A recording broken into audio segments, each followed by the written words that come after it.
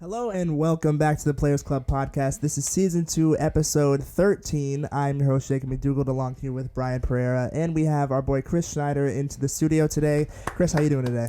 I'm good. Great to be on. Love talking sports. I was excited to come here today. Yeah, we really appreciate you showing up. I want to get right into NFL. I think the Detroit Lions are America's team, and I don't think it's a debate. You did mention this earlier. Yeah. You did mention that earlier. Because, let's be honest here, I was listening to, I think it was earlier today, Dan Campbell was talking about the overall, culture and vibe of the team, and he was talking about how blue-collar it was and how the city doesn't have, it's not like other big cities where you have a whole lot going on, you got, the motor industry and stuff like that, and I thought, he's right, that would really resonate. If you want to talk about the real America, let's be honest here, you have all the flashy stuff, but I think that blue-collar, core of fans is huge all over the place. So I think that is cause for legitimate being okay, the Detroit Lions are a team we all can legitimately get behind. You know what I mean?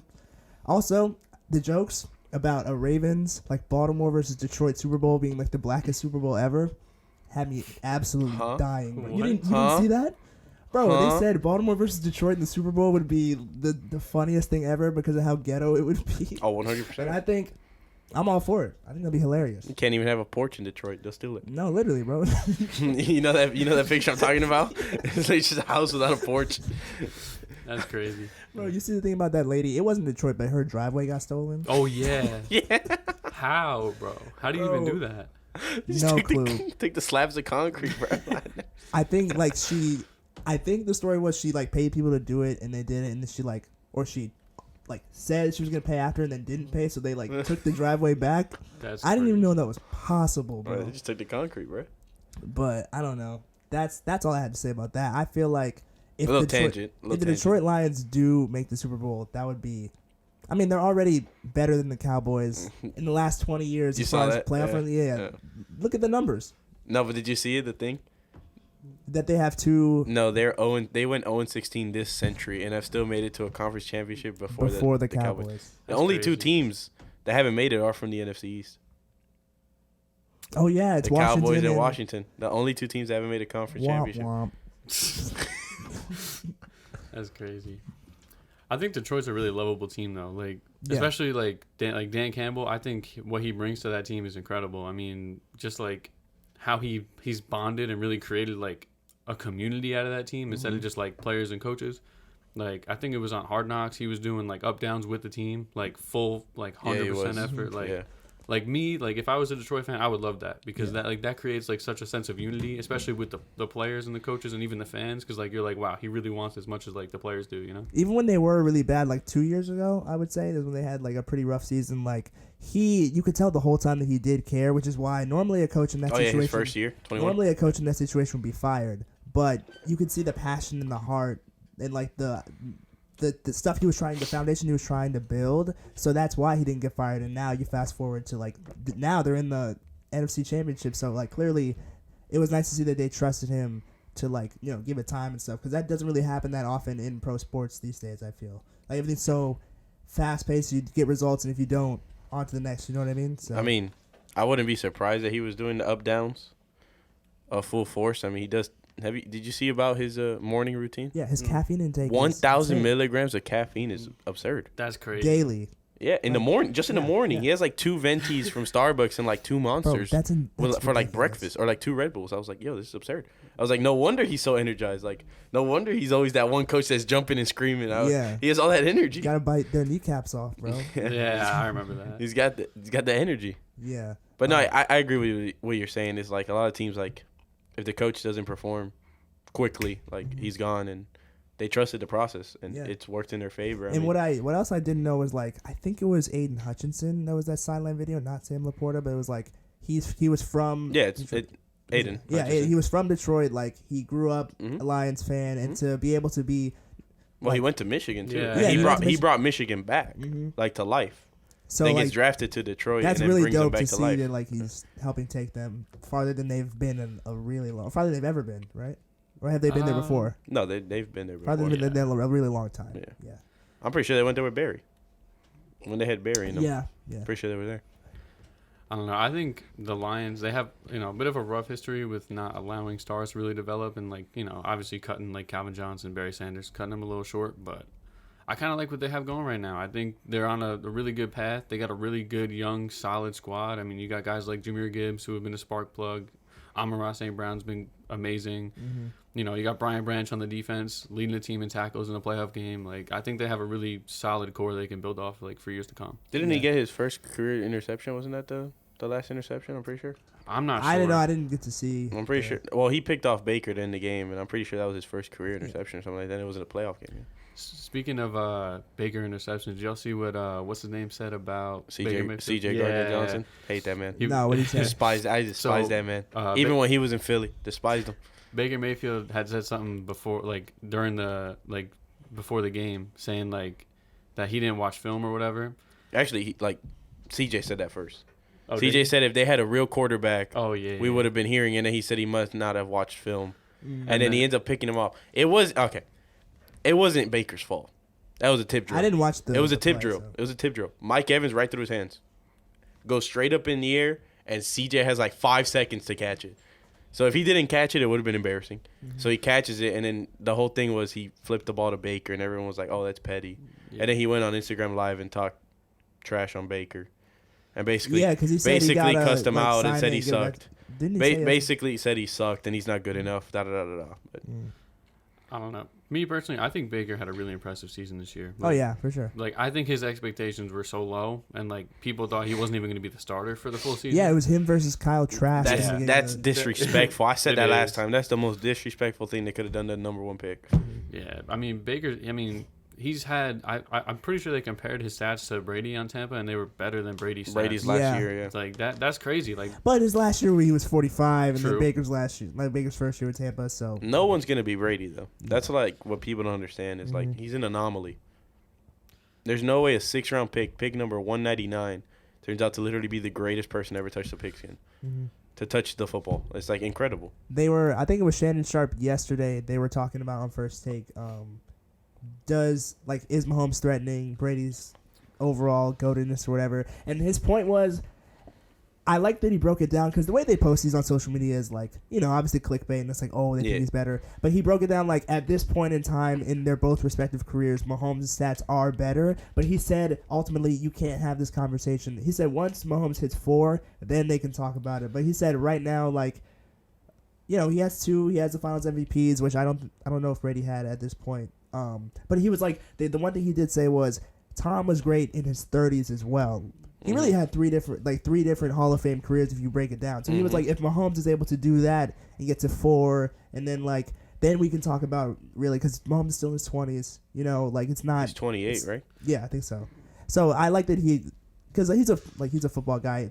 Someone else could have easily been like, oh yeah, Mahomes is on track to be better than Brady, but he was like, give it another 10 years maybe, and then we can talk about it.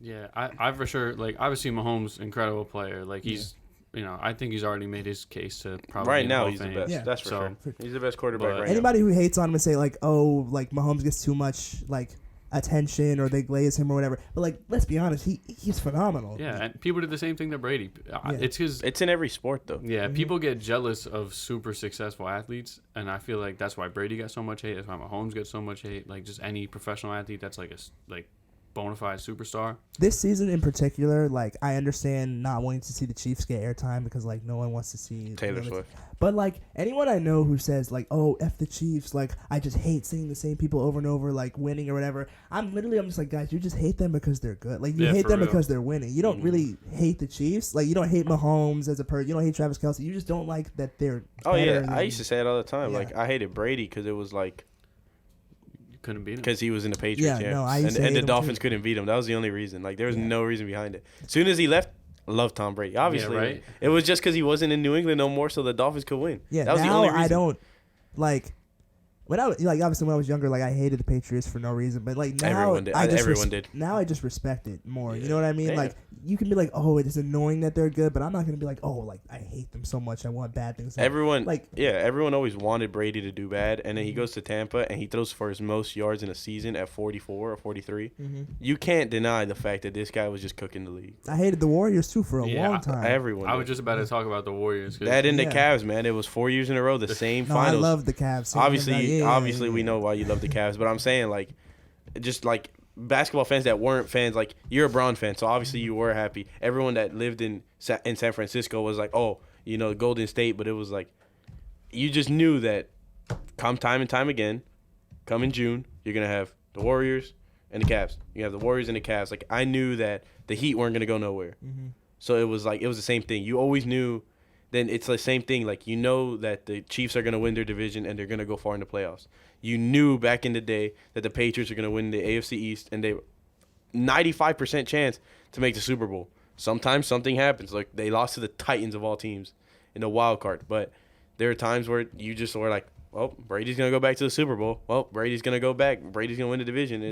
Now it's exactly what we're seeing now, flipped over to the Kansas City Chiefs. You know they're gonna win their division and you know they're gonna go far. So it's like now everyone's going to hate them. Like everyone loved Mahomes a couple years ago when his first season as a starter, he's throwing 50 touchdowns. And they're like, oh, my God, this kid's amazing. But now because he keeps doing that, he's done it for 6 years in a row.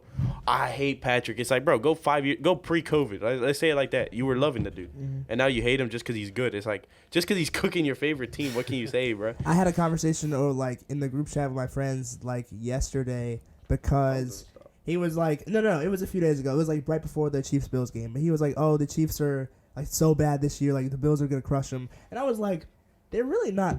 This is the worst Patrick Mahomes, team that Mahomes has had. But they're not a bad team. I'm like, since when is 11-6 a bad, a terrible team? He made it seem like they were awful. I'm like, 11-6, that's, first of all, the fact that 6 losses is the most that he's had as a starter in his whole career. Absurd. That's insane. Everyone else would kill for an 11-6 season because that's really good. They won the division.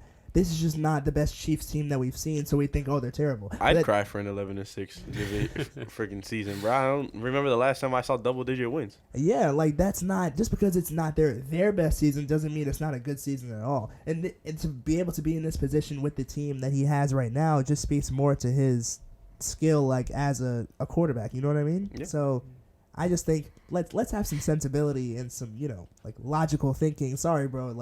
When we say stuff like that. Anyway, that pissed me off because I'm like, bro, relax. I know you hate him, but come on. Just something you just said, you said that it's not Mahomes' best team, but like you were saying, I think it gives him more credibility because he still led them to an AFC Championship and possibly a Super Bowl, depending on this week's game. That just goes to show you what kind of player he is.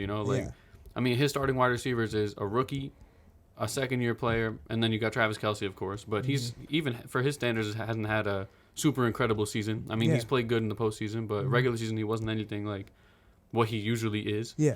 So I think it just shows that Mahomes, everyone knows he's legit, but even with a not so great team, he's still taking them very deep in the playoffs. I think that's really impressive.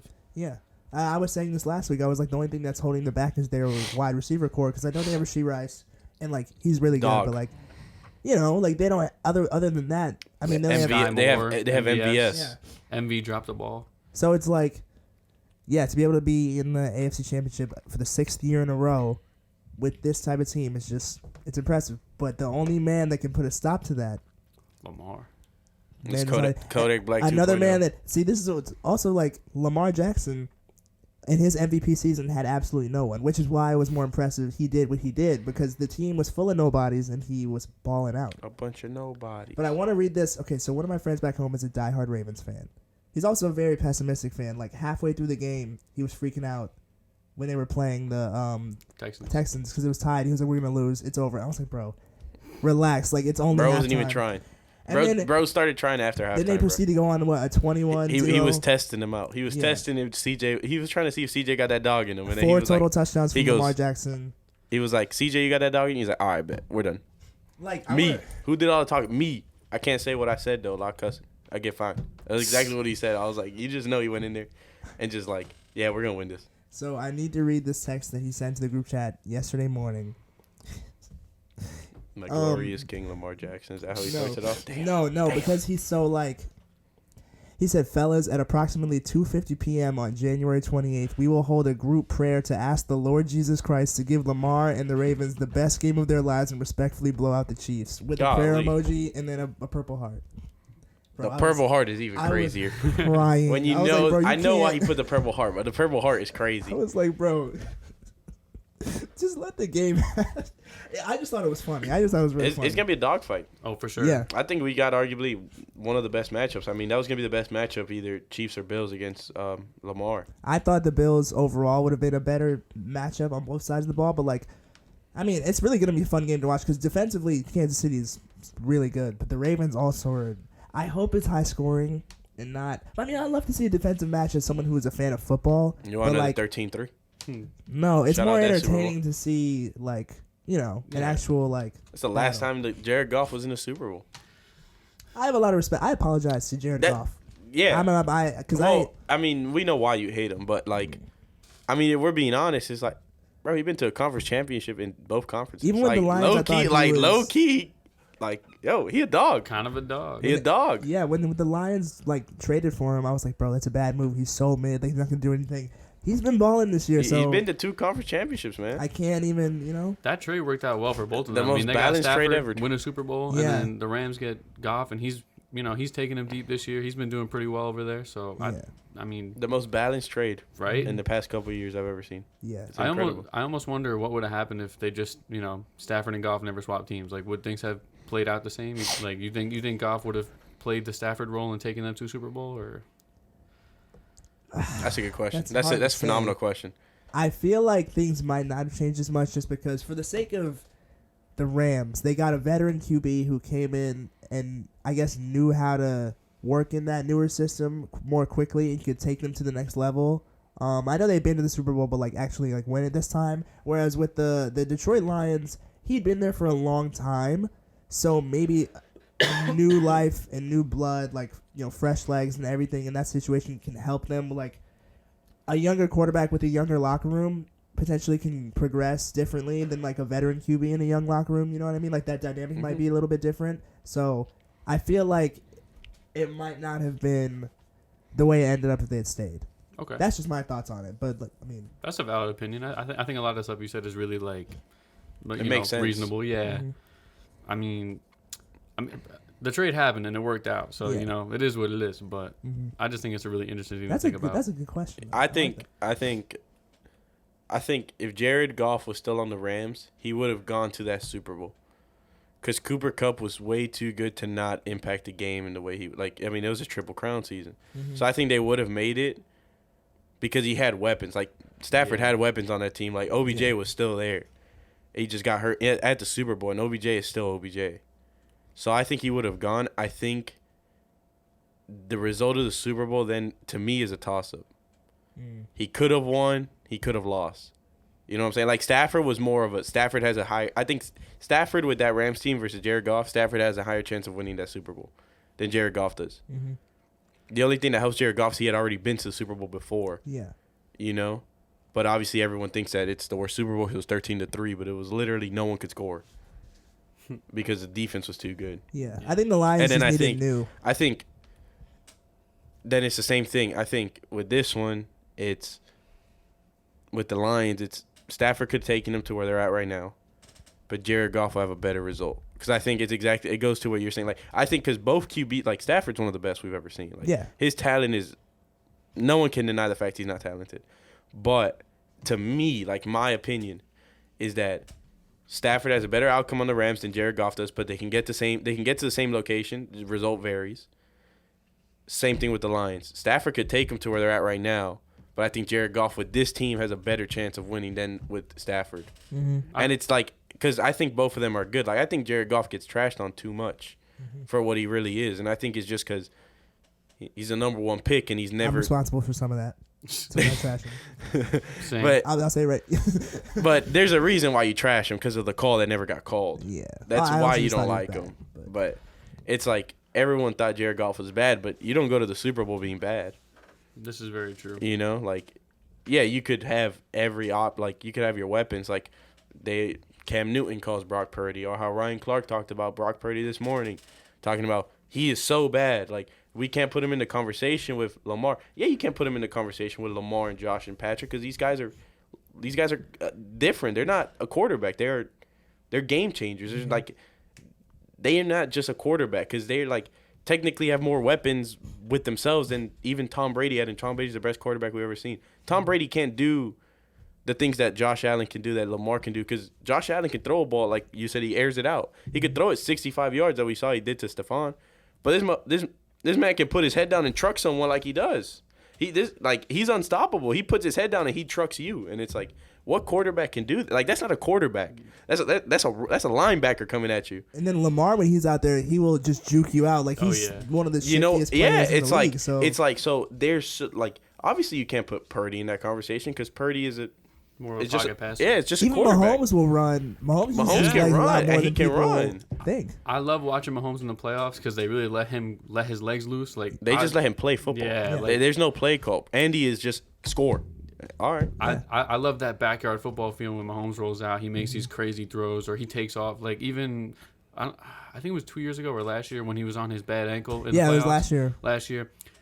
He you could tell he was feeling it, like throughout that game he was taking his time getting up and whatnot. But when it mattered, he made those runs. He he sacrificed his body for the team. I love watching that as a football fan. Yeah, and I love he went to the locker room at halftime. People were like, oh, he's questionable. We don't know if he's gonna come back. He was just wrapped his ankle and he was ready to go. And for a coach to put his trust in the quarterback like that, like this is another level of dog that you see in some people and not in others. You know what I mean? So I had a lot of respect for that to see you don't want him to get hurt more, but them being able to risk it for the sake of winning when it really matters most, and then to perform like that, him running on that bad ankle was just oh yeah, he's about it. You know? That's also a lot of trust on Andy Reid because Mahomes is their future. So if he goes back in that game and seriously hurts himself, he could never come back the same. And who knows? Maybe this year wouldn't even be how it is with the Chiefs. Yeah. So.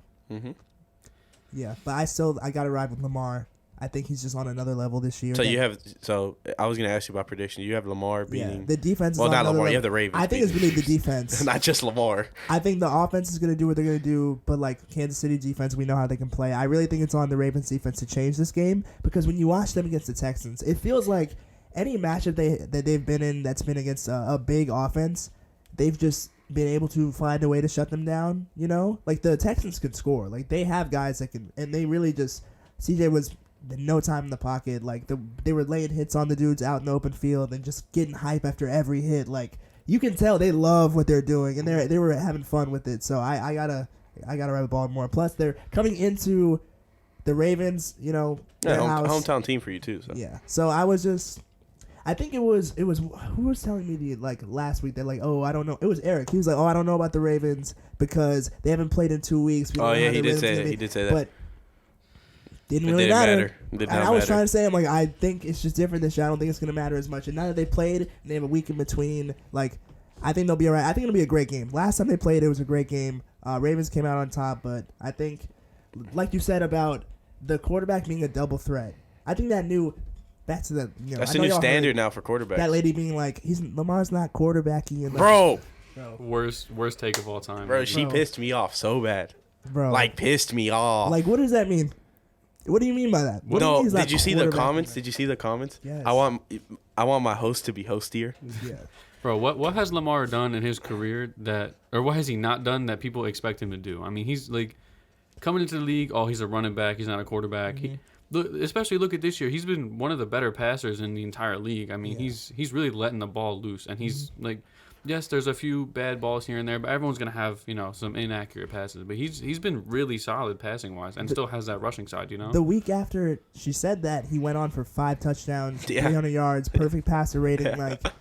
How I don't know if that's not quarterbacking enough for my thing is.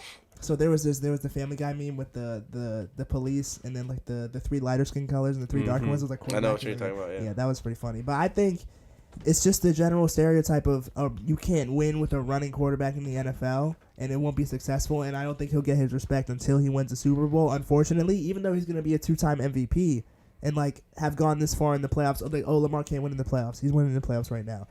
Oh, he made the Super Bowl but lost, so they're gonna if they lose. There's going to be you can't get it done. The amount of hate that he's had his whole career, you can look at his game and see how much it's evolved. Early on, you can see, he was a run first. He was rolling out of the pocket. He wasn't looking downfield. He was just going to run upfield. But now, you watch him this season, anytime he's creating time to extend the play, he's looking to pass the ball. He only runs when it's really necessary. Or it's a designed run play. Yeah, and when he runs, he can get another 20 yards because he gets blockers. He's shifty enough to move in and out of those quick, tight spaces. like from the defenders it can really work both ways. I think the new quarterback is like that's what quarterbacking is nowadays. It's being able to run the ball and being able to pass the ball. No one says Justin Fields isn't a quarter. I mean, some people say he's a running back, but like Justin Fields has no time in the pocket because his offensive line is terrible. So he's in now the situation where we know he can throw the ball, but he has to run because it's just a bad situation over there. Jalen Hurts, most rushing touchdowns as a QB. Yes, it was mostly the tush push, but like it was. That's becoming more common. Josh Allen, like you said, is like a linebacker running at you. He had a 52-yard rushing touchdown like last week versus the Steelers. I'm sorry, Chris, but like we don't talk about it.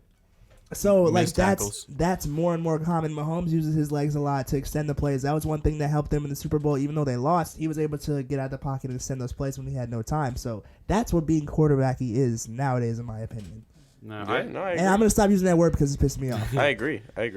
Nah, for sure. And I think, like you were saying, how people say you can't win with a mobile quarterback. I feel like going forward, that's kind of what is going to happen. Like, it's going to be majority mobile quarterbacks. I mean, you still have your few. Like, Brock Purdy's not very mobile, but he gets it done. Jared Goff's not a mobile guy. Even Tua don't really run that much, but they get it done. But, like...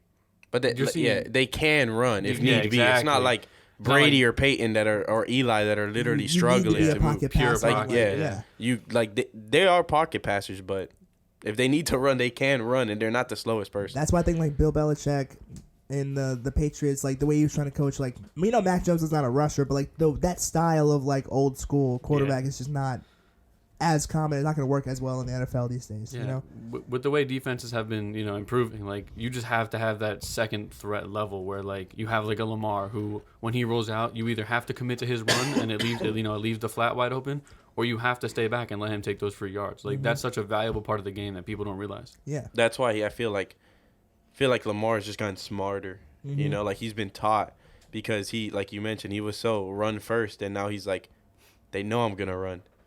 Right, so they come at him. 3 people are wide open. Oh, pick your poison. ABC. No, right? Exactly. So and then they're like, oh, he threw it last time. Now he's like, oh, you're gonna give me space? All right, bet, and just sneaks in because he knows he's fast enough.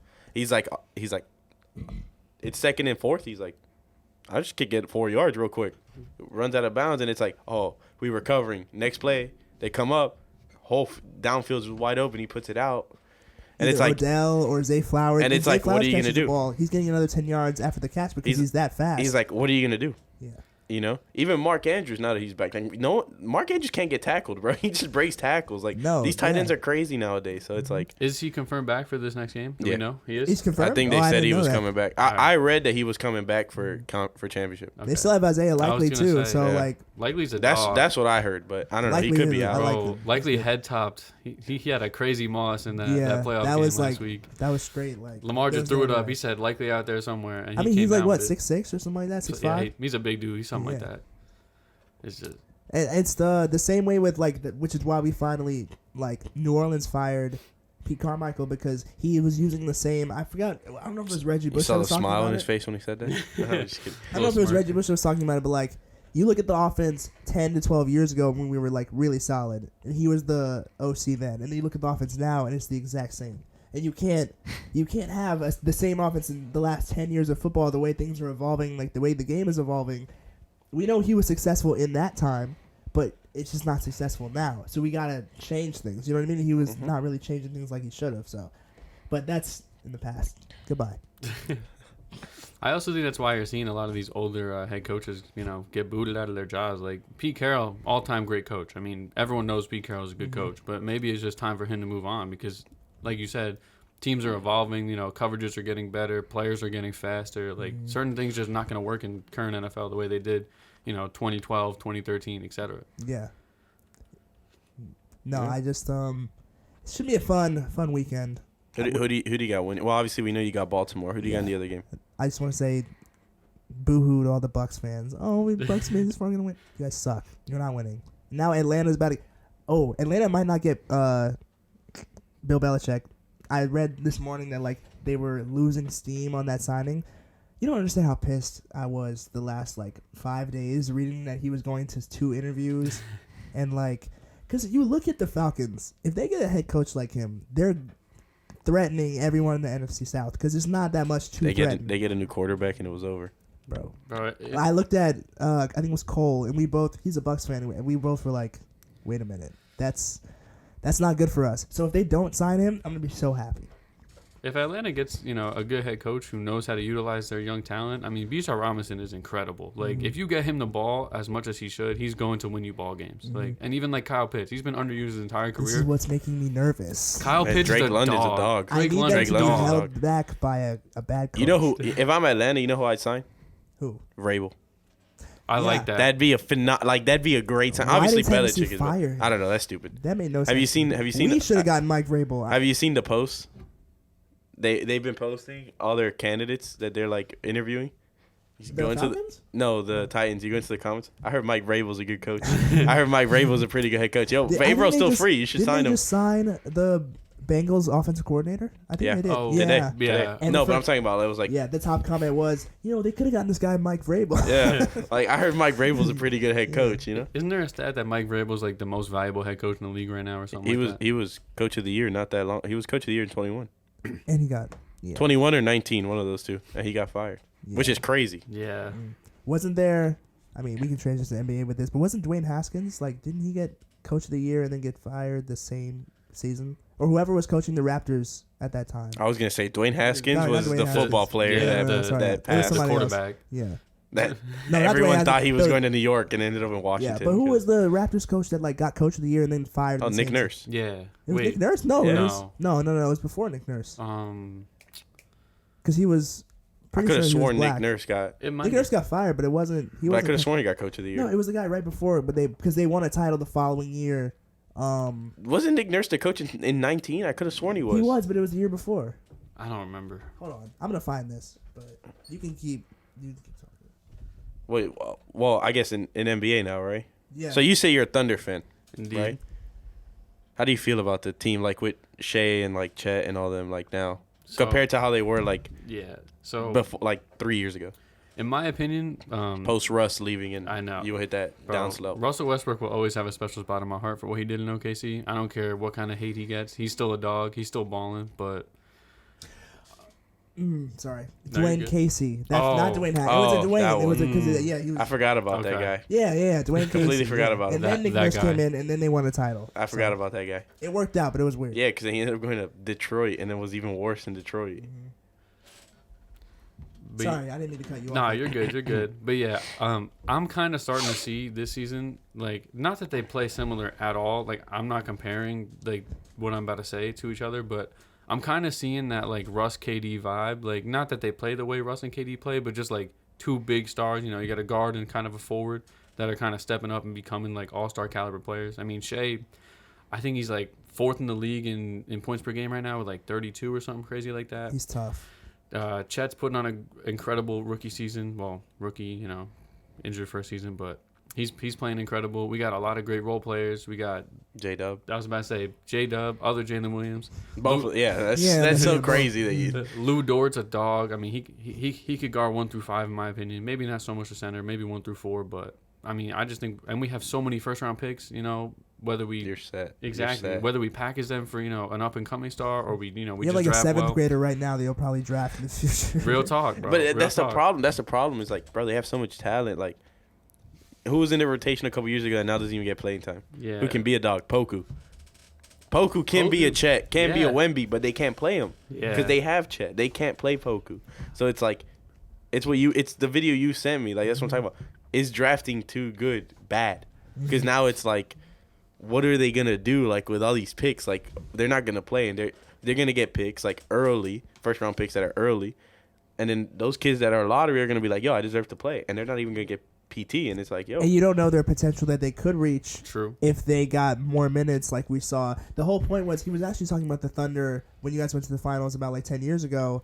He was saying like, what if James Harden had stayed? Like what if the three of them Bro. were great as role players and like they got it done, but we wouldn't see Rockets James Harden. You know what I mean? Because wouldn't have know, 60 we wouldn't know points a the game. level that he could have reached had he stayed and accepted the role player like role. So Well, like they drafted yeah. so well that you get It these messed stars them up. together and It it messed them ultimately up. messed them up. Bro, that like early 2010s Thunder team had so many future All-Stars. Mm-hmm. We had Russ, we had KD, we had Domantas Sabonis. Sabonis is on the team? Yeah. Oh, I didn't Yeah. know that. Yeah. They were actually, if they kept that team, I mean, like you said, you know, the minutes and They stuff. might and not have the been as great as development, they are now. but they had so many dogs on that team, like really young, and then they all kind of went their own ways and became their own players. But like that, like the Thunder have drafted really well in recent history. Like they have a lot of really solid young guys they've brought up, and you know, like I said, they go their own ways, which is kind of sad as a Thunder fan to see. Like, but I mean, you got to give them some credit, you know. Yeah. But honestly, like as a Thunder fan, I'm stuck between whether I want to be in win now mode or I want to be in like still building mode because, like I said, we have all those first round picks, but like some of them are like years down the road. Like they won't even help us in 20, this build. 28, Yeah. 27, yeah. So like I'm stuck between like whether we use them and kind of, you know, build a team right now that can be a you know, a competitor for years to come, or if we just kind of see what happens, because I don't really like us being so hesitant, not really making moves. Like I feel like we're kind of stuck in the middle because we're a good team, but I don't think we're a championship caliber team right now. Yeah. But do you think you could get there with the guys that you have, or you need to add on some outside? Because you guys are really young. That's the only thing that Yeah. would be holding you back. Do you need a, like, not even a veteran, but like some other like not even big star, but Like an another, established player? Yeah. Yeah.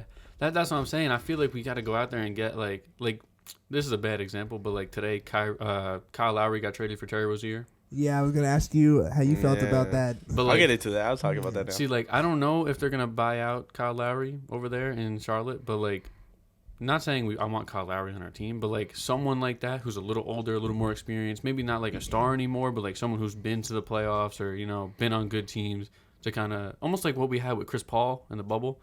I loved Chris Paul on the Thunder. I thought he was a great fit. He was a great Forgot about that. veteran leadership. Like I mean, they went to the playoffs. they They went. bubble. I think they were second round, maybe third. I don't know, Yeah, but because weren't they like their chances of making it that far were like less than Yeah. 1%, and then they ended up going. Bro, So I love like a player like Chris Paul, like a veteran presence, and I think that like even like, you know, like a veteran guard to like teach Shea like really how to play the game. Like obviously he's an incredible player. I but, think like, that's what CP did. exactly. I think That's what I'm CP3 saying. really changed his game. Like I feel like we no, need Shea is we he's need one of good, those bro. guys. You know, we just need like a veteran presence, and I think it'll take us over the top. You know, help especially with like guys like Chet who are really strong, solid rookies. But you know, who knows what their his career could be going forward. But like if you know, get a little, I don't know. I don't have anyone off the top of my head, but like let's just say 2-3 years ago, pick up Al Horford or something. You know, something like that. Yeah. Like just like a veteran guy who knows how to play. Mhm. You know, we'll see. No, you guys are in a really great spot right now. Like the West is really tough, but the fact that y'all have been able to do this, like rebuilds do work. It's so hard to see Successful ones. Yeah. Successful. This one was a good rebuild. Like it's so hard to see that though. Like when a team goes into rebuild mode, you know it can be like, okay, this can either be a 4-year process or this can be like a decade process. And like the Spurs. yeah, like it's really tough to like have that vision as a fan because you want to see success now, but like patience pays off sometimes, you know. Yeah. For sure. It's very high risk, high reward to rebuild because, you know, like you said, you know, it could be great or it could take way too long and then you lose a lot of fans that way. Yeah. So, but how do you feel about the news that broke out Terry. as a Heat fan? Terry Rozier. Actually, before I say that, I read the NBA.com release. They said that they wanted the first round pick, right? Because they want to focus it and build around their young core, led by Brandon Miller. I said, who the hell wrote this article, bro? I said, what? I said, bro, Led by LaMelo LaFrance Ball is on the team, and you're talking about Brandon Miller leading the young core. That's crazy. My guy. I get he's having a phenomenal rookie. He just had 3 games in a row dropping 20+. He had 27 last night, right? And they spoiled Cat's career high. But, bro, come on, LaMelo. But that's just a little side Can you note. imagine dropping 62 points and And losing? That's crazy. Boy, But- I'd be sick, bro. But about Terry, I think it was about time. Yeah. I texted my dad. I said Pat Riley is still and will forever be the Godfather. And I told him because we traded for Terry. And You then had, texted me that he beat the washed allegations. I beat the Wash that. Yeah, I was like, I sent you that. I was like, Pat Riley's no longer Wash or something like that. Yeah. Because it was like a team that went through a rebuild. Like there was times where, you know, you're looking at their court and, you know, your best player was Josh Richardson. Don't get me wrong. I love Josh Richardson. He was the best Heat player we had for a minute because Goran wasn't Goran yet.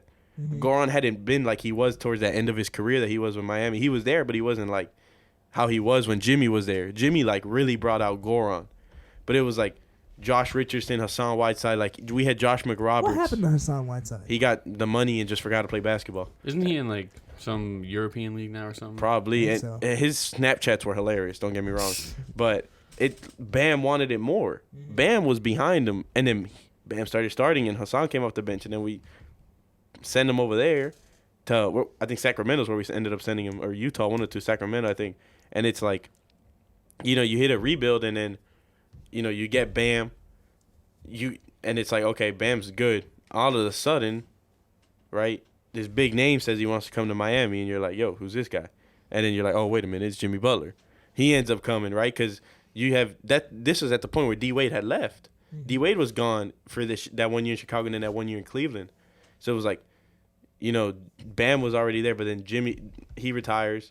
Jimmy comes over here. They draft Tyler Hero. So you're like, okay, there's something here. Goron just ends up becoming a dog. They sign Jay Crowder, and you're like, okay, Pat Riley's cooking right now. Like, he did something right. And then it started just getting better and better. And then we just got, okay, 21 comes. Yeah, we'll package the trade for Precious goes to Toronto for, what do you call this? For Kyle Lowry. I was like, okay. I was like, we need that veteran guard because we packaged Goron too. And I was like, damn, like we left Goron. But I was like, Kyle just came off 2 years ago winning the championship. And he comes here and he just forgets how to play basketball. And it's like, I wanted you because you were smart, but I didn't want you to just not play. I wanted the 19 points a game, 8 assists a game, Kyle Lowry. That's the Kyle Lowry I thought as a Heat fan that the Heat were going to get. And it wasn't. And then now it was. How old is he now? 37. Yeah. It's year 18. And he's only averaging like 8 points a game right now. And it's like, it was time to go. And then we get Terry, who's actually making less money. He's getting paid less money than Kyle. I think it's $1 million less, which isn't a lot, but it's still less. And he's averaging 24 and 8. Or 23 and 8, I think it is. Because I think it's 22.7. 23 and 8. Or 7. My fault. 23 and 7 a game. You get him he's probably going to be the 2 guard because Tyler's still going to be the 1 guard because he plays 2 in Charlotte because of LaMelo. So he's not used to he's like fine not having the ball, right? Tyler's going to be the same player he's been. So he fits into that starting 5 perfectly well, right? They've kind of transitioned Caleb to go to that 6-man role again with Duncan, which is fine because it brings in defense when you get a spot-up shooter who's completely changed his game. Shout out Duncan. I love Duncan. But everyone knew he was just gonna shoot a 3. Now that man don't even shoot 3s no more. That man's laying up. I was like, yo, I didn't even know you could do. You can make a layup. And you see him on the court. He's getting 6 assists, and it's like they were running the offense through Duncan. Like these players have adapted, and it's like you bring in that player that can score. Like you give Terry the ball, he's gonna get you a bucket. He's gonna get you a bucket just like Jimmy, just like Tyler, and it's like, and then you go to like drafting well like Jaime. They get Jaime. He fits the system so well. Is he back yet? I know he was. No, he's not back yet. But he fits the system so well, and it's like, well, we freaking need him because we can't win a game, apparently, without him. They're like 1-4 without him. But it's like, you see who gets drafted before him, and it goes back to what we were talking about. Jalen Hood-Schifino, right? He's not, like, adapting to the NBA as well because he's not getting minutes. So they're like, oh, the guy who gets drafted in front of a triple like Jaime, and they're like, there's no way this guy's a basketball player. He's like airballing like a floater, like off the side of the backboard. And they're like, they said he got that Flight Reacts jump shot. I don't know if you guys saw that. I swear to God. And it's like, he can't play in the Lakers. He can't, like, there's no time. So he's not, adapting to the NBA. He's not becoming a player he can be from his draft class. And the person that gets drafted behind him is Rookie of the Month 2 months in a row in the Eastern Conference. Because he's been the most consistent rookie, arguably. And it's like, it just shows you that, like, the difference of where you have that opportunity. So it's like, it goes back to what we were talking about. If James Harden never had that opportunity to become James Harden, what could he be? Jalen Hood-Schifino was pick 17 for a reason. He's not bad at basketball, but he can't play because they don't put him into that system, and he doesn't fit into the Lakers system. Even the Heat have that with Jovic. Jovic doesn't really get minutes like that. Jovic is disgusting. He's good. He's a dog. 6'9". He's 6'9", 6'10", and he's a point guard. Like, he brings the ball down on offense when he's on the court. And it's like he gives you height that you need. And, I mean, we saw him in the World Cup. He was cooking with Serbia. And it's like, so it's like he has a chance to be actually really good, but he can't, like, the Heat don't have that need for him because he's still young. He's younger than me. He's younger than you. Like, it's like, that's still crazy. Like, that's crazy. That's wild to like, think he's about. younger than us. How old is Jovic? Like 20? 20. Yeah. Oh. Like, he just finished high school while he got drafted at 18 because he was overseas. Wow. So he was 19 last season. I think he just turned 20. Yeah. He might be younger than y'all. He's not younger than me. Yeah, well, I'm 21. We're old. Yeah. So. Old heads. No, it's so tough it's to like, get to that point where you look at like Wemby was born in 2004. Scoot Henderson That's was born in crazy. 2004. Scoot Henderson, like, bro, I'm like, That's insane. Like, and then I'm like, bro, why am I not? You know what I mean? It's like, dang. I could have been, bro. Like what could have been, right? Like, yeah. I'm sitting here in a college classroom and we got Wemby dropping like 20 I points know, a game. bro. Yeah. Like, I'm sitting like in the summer, chilling, and I see MLB draft, and I'm like, yo, I played against that kid, bro. I played against that kid. Like, I know that, and it's like you see it. Like, I bet these NBA players that like they're in their third year in college, and it's like they're the kids they played against in high school, and it's like they're getting lottery picks, and they're like, damn. NIL money though. Yeah. But it's like, so it's like, I think it was time. Going back to like the original point off that tangent I got on. It goes back to the Heat needed someone that is going to be willing to just screw your teammates and get you a bucket when you need to get a bucket, because Kyle wasn't doing that.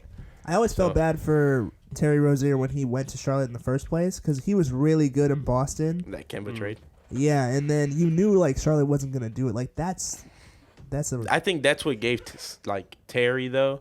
It gave him more confidence. Yeah. Like in a way, because at the time he was the number one guy on that team. Miles Bridges wasn't Miles Bridges yet, and LaMelo wasn't there yet. So he was able to, get them buckets, and we saw that. But he was winning with Boston. The step back, win with Charlotte. He had that step back that everyone was like, "Oh my god." When it was still one of the he nastiest dunked on step Kevin backs. Durant he too. Dunked on KD, and it's like he just got confidence. So I think he brings that confidence now to the Heat that are right now lacking confidence, because Tyler hasn't been playing that good recently. He's been he cooked in Brooklyn, but like before that in this past game, he's been kind of off. Mm-hmm. And it's just kind of been bam because Jimmy decides to score like 8 points a game in the regular season. I don't know why. Honestly, moving to a new system with like a new coach like Spoelstra, like guys like Jimmy Butler on that team, like people that like have potential to like actually do something, could kick him into another gear of being like more motivated to actually come out and play. And a system that you have to fight hard every practice, not just games, practice. So he could be excited and be like, I'm ready to go. He could be like, he can be like, I want this, and he can, he's willing to give it his all, and now he's going to go to a team that, is going to help him. So I think hopefully it helps him. Hopefully he comes out and still does the 23-7 a game. That'd be phenomenal. Mm-hmm. See, like I really like that pickup of Terry Rozier for the Heat. I think he's gonna fit in really well there. In my opinion, I think his points per game might drop a little bit, but I think he's gonna shoot more efficiently. Yeah, because he's not gonna be pressured to take those. Like you were saying before LaMelo got there, like he was the guy. Like he was like the Steph Curry of their team. He had to put up the shots when it mattered. In crunch time, he had to be the clutch guy. So now maybe that pressure is relieved off of him a little bit. Like he could just shoot his shots and get his shots when he needs it. So I think his points per game might dip. I think he'll still be probably like a 19, 20 point per game scorer. Yeah. But I think he'll shoot a little bit more efficiently because he'll have less pressure on his shots now. He'll have more. He could kick it out and be confident. In his guys. Get Bam down low. Jimmy can get his buckets. Tyler Hero, like he has a good supporting cast where I think he could fit in really well there. And I think he fits in well also with like the second unit, because the second unit is essentially lacking a true point guard, unless now it was Kyle Lowry now that they moved him to the bench. So like even if I think he'll be probably first one subbed off. I think Tyler's gonna play more, or vice versa. Tyler's still gonna be subbed off first, and he's gonna move to like more of a point guard and stay on a little bit more and kind of like run the ball down with like Caleb and Duncan in them. I think it's gonna flow. I think he's just gonna fit in like really good to that system. But like even what you were saying is like you see that in teams across the league now. It's like look at Phoenix. Devin Booker doesn't need to take 40 shots a game and then win the game in crunch time. It's KD's team. Because it's KD's team. Yeah. Bradley Beal doesn't need to do that anymore either, like he did in Washington, trying to get that shot in the last second, because you have a guy who can double pump a jump shot while in midair and still not hit the net. Like it literally goes straight through. Like, and that's what guys like that wanted, who have been the number one option or the number two option for so long, and nothing's come from it. Like we know how good they are. They want to be in a system where Dame. When he's tired, you get tired of having to do everything. You want to be in a system where you don't have to do everything, and you can still win basketball games because you're around other guys that can take that load off of you. You know what I mean? Come crunch time, Dame can just run. And Or he Giannis can just hit runs. He can hit that Or- game winner like he did. Or they think that they have 5 on Giannis. Don't you dare, Jacob. And then, I you I know. know. wasn't even talking about that one. I was talking about the one he did okay. for Milwaukee. But we can Okay. also talk about the infamous The wave. game time, the wave, like the look to the It camera. was a bad shot. Paul George. That was a bad still a bad shot. shot? Is it still a bad? He's done it Nah. multiple times since then. Is It it is still a bad it, shot? it was a bad shot because Dame said, it was this far? Yeah. He I goes, saw that. I ain't shoot it from this far. But then he made it again when he shot like- it right after. Yeah, but that was like no one's in front of him. There's no fans either. And bro, Saying- yeah, he had PG on him and on that shot. PG's a good defender. Like, Yeah. I think that makes it more impressive. Even though I hate it as a Thunder fan, like really hurt me. But like you The gotta amount give of him some edits flowers. with "Father Stretch My Hands." Oh my, bro, The slow mo of the. that clip went so viral. I couldn't escape it. It was so bad. Bro. Everyone was on you, huh? Oh, Yeah. it was rough. It was a rough couple months after that. He kind of dismantled the Thunder for a Oh, little bit yeah. after that. Nah, he did. Yeah. Because he left after that. Yeah. Yeah. But that was a long time ago. Yeah, That you was a know long what? time ago. Yeah. Listen, we're up now, you know? Yeah, you guys, it's we're good. up now. Yeah. But last night was a particularly amazing night for NBA. But like Embiid, I thought that was fake.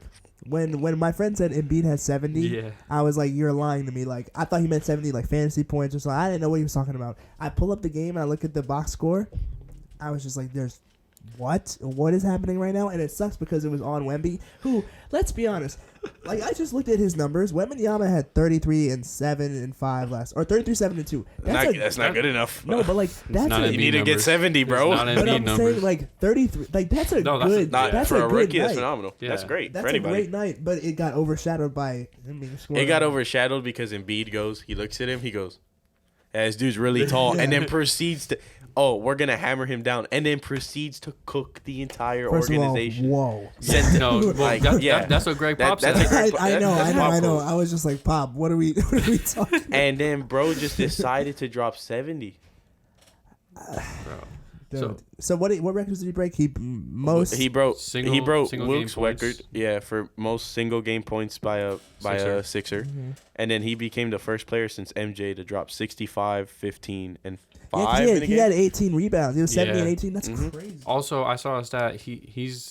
He only played like 36, 37 minutes. It's the Yeah. lowest minutes to score like 70 points or whatever really? in a game. And he only had D-Book probably played like 42 or Oh, something yeah, like that. Yeah. for he sure. had 21 free throws, which is less than I thought it would be. So, and that's still a 50 bomb right there with like you take out the free throws, like pretty much. Yeah. Yeah, So, 49. 49, yeah. Yeah. So like that's still a solid game. Like it was probably mostly jumpers and layups, but like that's crazy, bro. He's averaging what 35. 30, yeah, like 35, I think, right now. Yeah. He's leading the league. You know what's crazier is he's averaging 35 in 34 minutes. That- He's averaging yeah. more points than minutes. He's Bro's not efficient. playing the fourth quarter. He's only That's- playing 3 quarters. That's crazy, bro. So Which is like, say what we want to say. He's 2-time, bro. Right now, he's got to go back to back.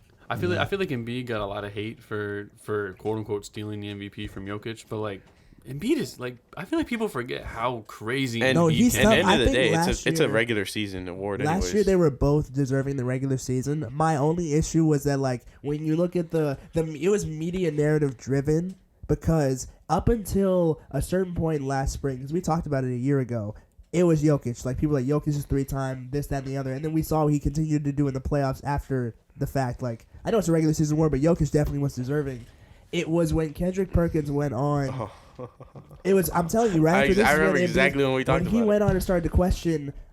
He made it a race thing, which I was Yeah. like, "This is stupid." He was like, "Of course we're looking at the like the white dude's gonna get like the more looks to get the MVP for a 3-time when the Embiid, who's not, is balling out just as much." And then they started to question the legitimacy of like, because I think who was the last 3-time? Was it? I don't remember who it was, but like it was a white dude, and they were just like, "Oh, is the 3-time always going to be, like a white guy or whatever in like a league that's predominantly like black?" And it was so dumb. Yeah, it was that's Kendrick crazy. Perkins. And I was like, bro, like, why are you making it this thing? They're both playing really well. Like, Larry let's just Bird say- was the last one. But Yeah, like, Bill let's just- Russell went 3-peat, then Wilt went 3-peat, and then Larry Bird went 3-peat. Yeah. But they're like, it hasn't happened for a long time, and anytime it's been close. It's been- 83 to 86 was what Yeah. was Larry Bird. So it's like, bro, after that, in this But first even that combats his whole argument because Larry Bird was the last one, but Bill Russell and Wilt won it as well. Yeah. So it's 2-1 in that Bill argument. Russell, I will say though, he played in a time when there was like 8 teams. But he was a foot taller than everybody. But so it of was, course he's MVP. But it's 2-1. Yeah. And his argument is irrelevant. Like Bill and Wilt won it. Sake of all time, but after that, for the sake of the media wanting to be sensitive to stuff or whatever, they started to. You could see the more they talked about it, the more they focused on Embiid, and Embiid was backing it up by his play, but there was more media focus shifted away from Jokic onto Embiid after that. So I didn't really like that, and then ultimately you knew he was going to win MVP because he was talking a lot about it and like I won't say crying about it, but like he low key did cry about it. He was kind of whining about it too. So he low key wanted it. I mean, he deserved it, but he I did was want like it this year, like I think he just stopped all that. And he's just been hooping. Oh yeah, because he said last night he was like the 70 means nothing if we don't win anything in the long run. So did you see his reaction though when he his found face out? was like stone when he took that picture. No, but when they told him he's the first player since MJ to have the 65-15 in a game. No, he was like, not even Wilt did this. He's like, what? But his accent. He's like, oh, it was so funny. You see Katie's reaction when they told me at 70? 70? So I actually... He said it so calmly, though. My fault. No, you good. 70? Like 70 is a crazy number, though. Like, especially, like, to be honest, I don't know. 2 people dropped 70 last year. Yeah, was it Donovan Mitchell and Dame. Oh, Dame. Booker was year before, 2 years before. Oh, my God, they did. Yeah, they both. They dropped 71. Yeah. Oh, my God, I forgot about that. I thought it was 61 for some reason. I didn't think it was It 71. was crazy. I think Donovan Mitchell 70 plus is crazy. And it was like a week. They were a week different, right? Am I wrong? think it was close. pretty close. Yeah, they It were was like pretty close. Yeah. But like I think Donovan Mitchell's a dog, but I never thought he was like 70 plus worthy, to be honest. Like I never thought he was gonna hit that. He's crazy. Like when Bradley Beal did it, I was like, yeah, he'd be shooting his shots. When Devin Booker, same thing. Like Devin Booker puts up shots like that, but I never thought, especially at that point when it was literally Yeah. Devin Booker and a bunch of nobodies. Devin Booker versus the world type thing. Yeah. But Even he had the Celtics fans cheering for him every time he scored. That's how, and they still lost. They still lost that game. They would be down like 20, and he was like at 60 points, and he was shooting that. And they were like, "Oh yeah, let's go, Devin." That's a crazy situation, bro. But something I wanted to bring up. So yesterday was the anniversary of Kobe's 81. Y'all think there was like some motivations for like the stars to take some shots? Like hey, maybe I'm gonna take a few more shots tonight, try and like take a step. Maybe to something was I think definitely so. in the air. There was something in the air because there was a 70, 62, 43, and 39. Yeah, That's absurd. There was some crazy stat lines last That's night. absurd. That's KD stat line. Did you see KD stat line? no. 43 points. Look it up. Off the top of my head, this is what I know. It was 43 points. It was 8 assists. And I think it was 7 rebounds. And I think he shot 55% from the field. And he had 5 for 6 from the free throw line. 5 for 6. He was like 16 for 20, 16 for 31 or something like that. That game winner was so tough too. 16 for 31, something like that was his stat. Was his 16 shooting for 32, split. shot 50%. 32. Yeah, he had 43. I read 54. They did some. They gave him an extra 43, 6 and 8. shot. Oh, it was 6. 6 of 15 from the 3, 16 of 32 from 5 the of 6 from the free throw line. 5 of 6. Only 5 free throws. Yeah. That's 30, tough. 30, 38 points. Off buckets only. That's tough. Yeah. Shooting 50%. That's that absurd. Much, I mean, but wild. it's KD. I feel like we kind of know he like that. You know what I mean? Like, Yeah. Between him and Larry Bird, I don't think anyone has ever had the ability to score the ball that those two brothers had. Do you think They could just get that ball to the basket. It didn't matter how, they would just get it in. You think he's Pause. in the? That one was pretty bad. That was pretty bad. I had to say that one. I had to say that one. That's valid. That's That was valid. crazy. Do you think he's in the GOAT convo? Because this has been They on were talking social about media. Well, your face. This has been on social media. They asked last him. week. They asked him, yeah. They were like, I'm Kevin anyone who Durant. says otherwise, he's like, what else do I got to do? Which I will entertain for the sake of entertaining that argument. Because I wouldn't put him in mine. But Yeah.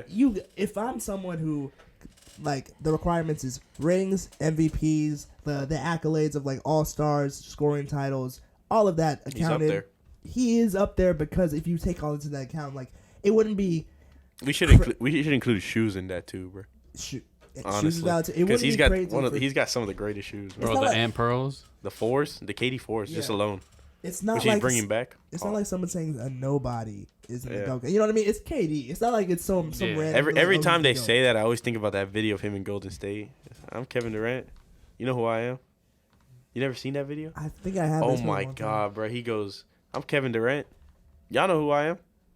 That's exactly what he says, and then Like some of his highlights have that like edit in the beginning. That's It's pretty so tough. sick. But you know what I mean? Like for in that context, I can be like, yeah, you might say he's your GOAT because he's done all this and he's one of the greatest scorers we've ever seen. Personally, I'll be like, Katie, like, it's a tough convo. It's, but Yeah, no. I think the whole Golden State part kind of. Yeah, I was about to say my opinion on it is like if KD had done it with like one or two teams, like if you know what I mean, like if he had done what he's done and stayed on, let's just say the Thunder for example, or like whatever, then I would have been like, yeah, like I would consider him. I still don't think he's like up there. Like I don't think he compares to MJ, LeBron, them, whatever, Kareem, but.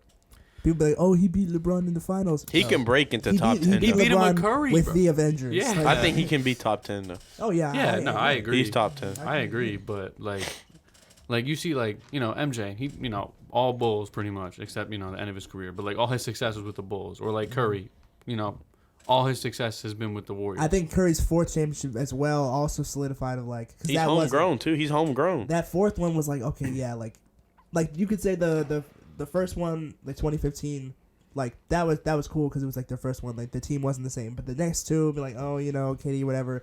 That fourth one though, that was one of those years where they really weren't. No one thought they were gonna do anything. They were trash the year before or 2 years before. Cooked one of the best young duos in the NBA. Yeah, so that was like respectable. But KD, like if he had won with Brooklyn, which he was close to, I think it would have been. If he was a size 14, not a size 15, he would have. They would have won. I was just thinking about that earlier. Yeah, like. But yeah, I sorry, I didn't mean to like cut you off like no, that. You're but good. like, You're I good. agree with you. Like it's the ring chasing thing kind of hurts his what's the word I'm looking legacy. for? Yeah, it kind of hurts his legacy. Like it kind of hurts how I perceive him as a player. Like obviously, one of the best people to ever touch a basketball. Like Brian was saying, he is a bucket getter. You get him the ball, he's he's finding a way to get it in the bucket. But I just feel like if he didn't ring chase so much, it would have been different. Yeah, and like he's 7 feet, moving like a guard. Like when he came in the league, he changed the game because that wasn't normal. His wingspan is absurd too. Bro has the longest arms I've ever seen. It's crazy. So, I don't even say it's tough. It's one of those things you can entertain if you feeling like you wanna argue it, but like collectively, we all know it's like KD. Come on, man. Yeah. I'm quicker to put. I mean, obviously, I would put like Kobe above KD as well. Like in that regard, is like, I don't know. I just I was just curious about your opinions on that because I knew where I stood. But yeah, dang, we've been going for a while. We got to get out of here. It's so great to have you on, Chris. I would love to have you back on. Honestly, like I think this has been like great conversation. Yeah. This has been season 2, episode 13 of the Players Club podcast. Make sure to go follow us, like, subscribe, whatever, comment, do whatever you want to do. So you can send us emails. I haven't plugged the email in a long time because I haven't checked it in a long time. And we also have a Twitter, which I have not. That Twitter has been dead for so long, but we're working on bringing it back. Right now, the main focus is TikTok. We're college kids. We got other We're stuff busy. to We're worry really about. busy. But we got priorities. thank you guys for listening, and we will see you guys next time.